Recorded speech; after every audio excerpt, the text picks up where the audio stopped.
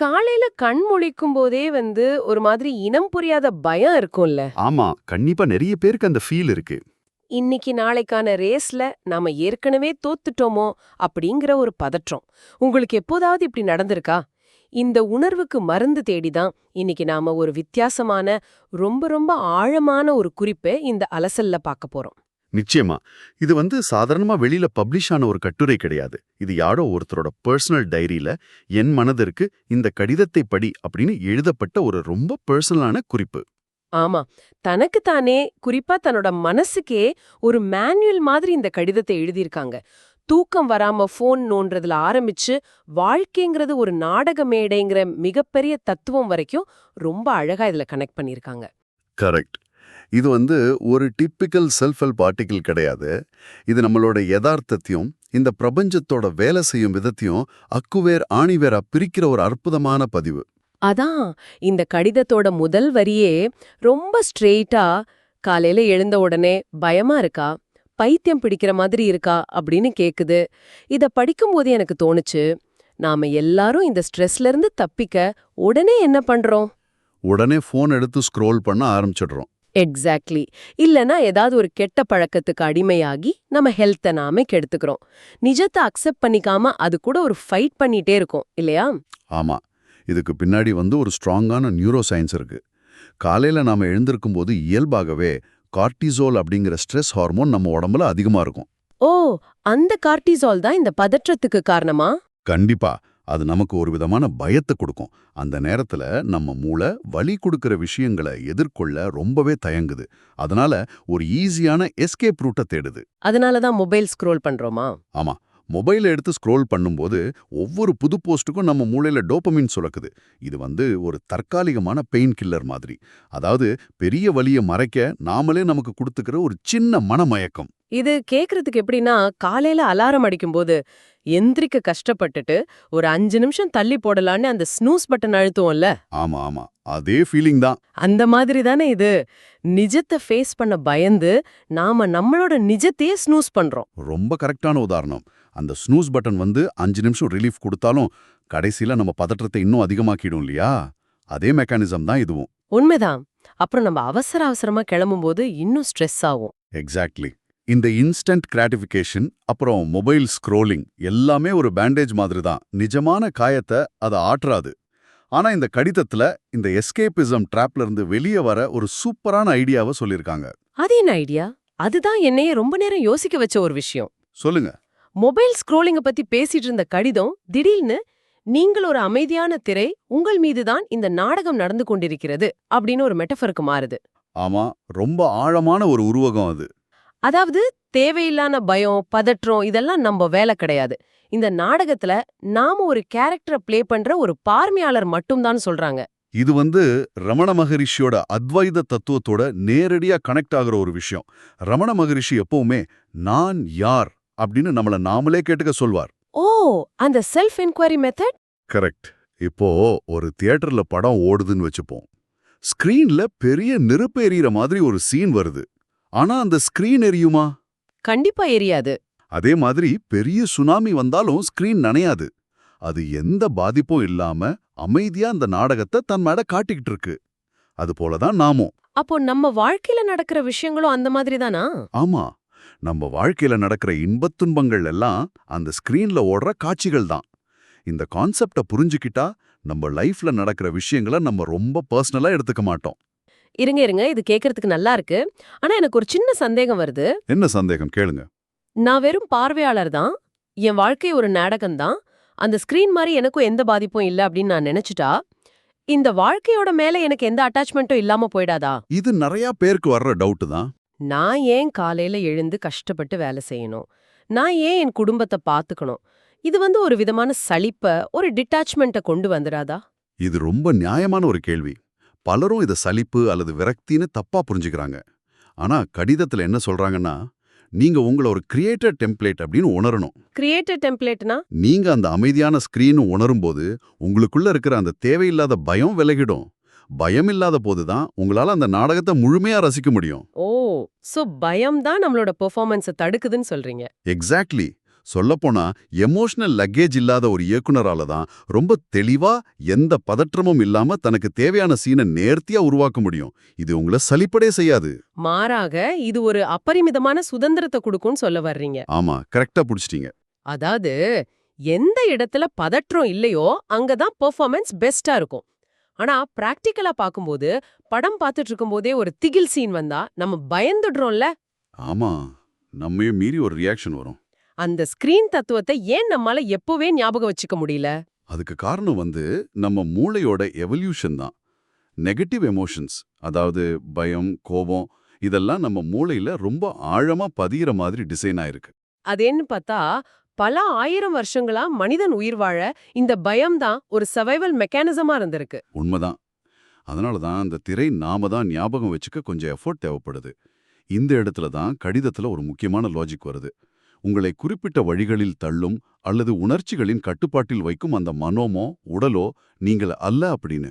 உடம்பும் மனசும் நாம இல்லையா? இது கொஞ்சம் கன்ஃபியூசிங்கா இருக்கே. நான் விளக்குறேன். மனசுங்கிறது நம்ம பழைய ஞாபகங்கள், அனுபவங்கள், சமூகத்தோட எதிர்பார்ப்புகளால் உருவாக்கப்பட்ட ஒரு சாஃப்ட்வேர் மாதிரி. அப்போ உடம்புங்கிறது நாம இந்த உலகத்துல இயங்குறதுக்கான ஒரு டெம்பரரியான ஹார்ட்வேர். இது ரெண்டும் சேர்ந்து நம்மள ஒரு உணர்ச்சி வளையத்துக்குள்ள லாக் பண்ணிடுது. ஓ, இப்ப புரியுது. இதை யோசிக்கும் போது எனக்கு ஒன்னு தோணுது. அதாவது நாம ஒரு விஆர் கேம் விளையாடுறோம்னு வச்சுப்போம். சூப்பர் அனாலஜி, சொல்லுங்க. அந்த விஆர் ஹெட்செட்டை போட்டுக்கிட்டு உள்ள போனா அங்க பெரிய பெரிய சவால்கள் வரும், பயமா இருக்கும். ஆனா கேம் ஓவர் ஆனதும் அந்த கேம்குள்ள இருக்கிற கேரக்டரோட உடம்பு அழிஞ்சிடும். ஆமா, ஆனா அதை விளையாடுற நாமாகிய அந்த உணர்வு அழியாதுல்ல. அந்த மாதிரி தானே இதுவும். பெர்ஃபெக்ட். இந்த டிஸ்ஐடென்டிஃபிகேஷன் கான்செப்ட் ரொம்ப பவர்ஃபுல். இத பிரேக் பண்ணி வெளியே வந்து ஒரு பார்வையாளரா நின்னு பார்க்கும்போது தான் அந்த எமோஷன்ஸ் நம்மள கண்ட்ரோல் பண்றது நிக்கும். அது மட்டும் இல்லாம இந்த நாடகம் ஒரு நாள் முடிவுக்கு வரும், இந்த உடல் மண்ணாகிவிடும் அப்படின்னு மரணத்தை பத்தியும் இந்த கடிதத்துல ஒரு ஸ்ட்ராங்கான ரிமைண்டர் வருது. ஆமா, மரணத்தை ஒரு பெரிய நெகட்டிவ் விஷயமா பார்க்காம அதை ஒரு டூலா பார்க்க சொல்றாங்க. கொஞ்ச காலமே இருக்க போற இந்த உடம்ப வச்சுக்கிட்டு நாம வெறும் மொபைல் ஸ்க்ரோலிங் மாதிரியான இன்ஸ்டன்ட் சந்தோஷங்களுக்கு மட்டும் டைமை வேஸ்ட் பண்றது எவ்வளவு முட்டாள்தனம்ங்கறத இது ரியலைஸ் பண்ண வைக்குது. கண்டிப்பா. ஓஷோவோட தத்துவங்களை எடுத்துக்கிட்டா அவர் நிகழ்காலத்தில் இருத்தல், அதாவது பீயிங் பிரசன்ட் அப்படிங்கறத ரொம்ப அழுத்தி சொல்வாரு. ஓஷோ எப்பவுமே பிரசன்ட் மூமெண்ட் பத்தி தான் பேசுவாரு. ஆமா, மரணத்தை பத்தி இந்த கடிதம் பேசுறது நம்மள பயமுறுத்துறதுக்காக கிடையாது. அது ஒரு வேக்கப் கால். நேரம் கம்மியா இருக்குன்னு உணரும்போது தான் நம்ம நிகழ்காலத்துல முழு விழிப்புணர்வோட இருப்போம். நாளைக்கு பாத்துக்கலான்ற அந்த தள்ளி போடுற பழக்கம் உடையும். கரெக்ட். இந்த உடம்ப அதோட மேக்ஸிமம் பொட்டென்ஷியலுக்கு யூஸ் பண்ண அந்த மரணத்தோட நினைவூட்டல் தான் ஒரு பெரிய மோட்டிவேஷனா வேலை செய்யுது. ஓகே, நம்ம உடம்பும் இல்ல மனசும் இல்லன்னு வச்சுப்போம். மரணமும் ஒரு நாள் வரப்போகுதுன்னு தெரிஞ்சிடுச்சு. அப்போ இந்த உலகத்துல நம்ம எப்படி ஃபங்க்ஷன் ஆகிறது? இதுதான் அடுத்த முக்கியமான ஸ்டெப். நமக்கு தேவையானதை எப்படி மேனிஃபெஸ்ட் பண்றது? ஏன்னா கடிதத்துல பூஜ்ய ஆற்றல் நிலையிலிருந்து நீங்கள் விரும்பும் ஸ்கிரிப்டை உருவாக்குங்கள் அப்படின்னு ஒரு வரி வருது. இந்த ஜீரோ எனர்ஜி லெவல்னா என்ன? இது எப்படி ஒர்க் ஆகுது? பூஜ்ய ஆற்றல் நிலை அப்படிங்கிறது எந்த விதமான ரெசிஸ்டன்ஸும், அதாவது எதிர்ப்பு உணர்வும் இல்லாத ஒரு நியூட்ரலான மனநிலை. இதுல ஒரு முக்கியமான சயின்ஸ் இருக்கு. என்ன சயின்ஸ் அது? நம்ம மூளை எப்போதெல்லாம் ஃபைட் ஆர் ஃப்ளைட் மோட்ல இருக்கோ, அதாவது பதற்றத்துல இருக்கோ, அப்போது சர்வைவலுக்கு மட்டும்தான் யோசிக்கும். ஆபத்துல இருந்து எப்படி தப்பிக்கிறதுன்னு மட்டும்தான் பார்க்கும். பதற்றமா இருக்கும்போது நம்மால புதுசா எதையும் யோசிக்க முடியாது, கரெக்டா? ஆமா, ஆனா மனசு எப்போ எந்த பதற்றமும் இல்லாம அந்த ஜீரோ லெவலுக்கு வருதோ, அப்போ நம்ம மூளையில இருக்கிற ரெட்டிகுலர் ஆக்டிவேட்டிங் சிஸ்டம் முழுமையா வேலை செய்ய ஆரம்பிக்கும். இந்த ரெட்டிகுலர் ஆக்டிவேட்டிங் சிஸ்டம்னா என்ன? அது எப்படி மேனிஃபெஸ்டேஷனுக்கு ஹெல்ப் பண்ணுது? அத RAS அப்படின்னு சுருக்கமா சொல்லுவாங்க. இது நம்ம மூளையில இருக்கிற ஒரு ஃபில்டர் மாதிரி. நீங்க எதை முக்கியம்னு நினைக்கிறீங்களோ அதை மட்டும் உங்க கண்ணுக்கு காட்டுற சிஸ்டம் அது. ஓ, நான் ஏதோ ஒரு கார் வாங்கணும்னு நினைச்சா ரோட்ல போற அதே கார் மட்டும் என் கண்ணுக்கு அடிக்கடி படுமே, அதுவா? எக்ஸாக்ட்லி, அதுதான் RAS வேலை செய்யற விதம். அந்த ஜீரோ எனர்ஜி லெவல்ல இருந்து எனக்கு இதுதான் வேணும் அப்படின்னு நீங்க ஒரு தெளிவான எண்ணத்தை உருவாக்கும் போது உங்க RAS ஆக்டிவேட் ஆகுது. அப்போ அதுக்கப்புறம் நம்ம கோல்ஸை ரீச் பண்றதுக்கான வாய்ப்புகளையும் தீர்வுகளையும் உங்களை சுத்தி அது தேட ஆரம்பிக்குமா? கண்டிப்பா. அதுதான் மேனிஃபெஸ்டேஷன் சாத்தியமாகிற புள்ளி.